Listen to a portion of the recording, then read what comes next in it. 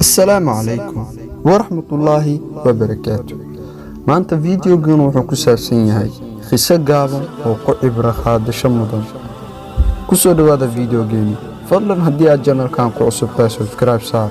haddii aadna qisadan ka heshana ama videogan ka heshana like saar. kuna soo dhawaada. maalin maalmaha ka mid ah ayaa waxaa dhacday nin oday ah oo meel ku ooynaya ayaa u yimid nin. markaas buu weydiiyey, maxaad la oonaysaa adeer? odaygii ayaa ku jawaabay, waxaan lahaa wiil oo aan aad u jeclaa. waxaan jeclaa inuu noqdo aqoon-yahaan, sidaa darteed waxaan baray aqoon oo waan ku dadaalay. si aan loogu dadaalin qof faciis ah, kadib waxaan ka dhigay aqoon-yahaan weyn. nasiib daro wuu xanuunsaday. markii isbitaalkii la dhigay ayaa dhakhtarkii ii sheegay in wiilkaygu ku jiro saacadihii ugu dambeysay ee noloshiisa. aad baan ugu murgay. kadib wiilkayga ayaa igu yiri aabe,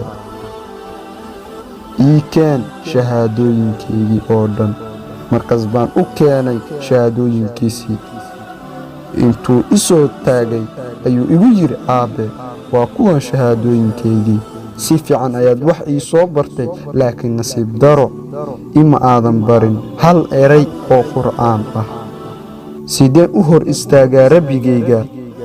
su-aashaas ayaa ilaa maanta iga ooysiinaysa. anigoo arkaya ayuu wiilkayga ii geeriyooday horteeda. subxaan allah. ciyaalka ha la baro diintooda si ay u badbaadaan aakhira iyo adduun, adigana ku anfacaan. والسلام عليكم.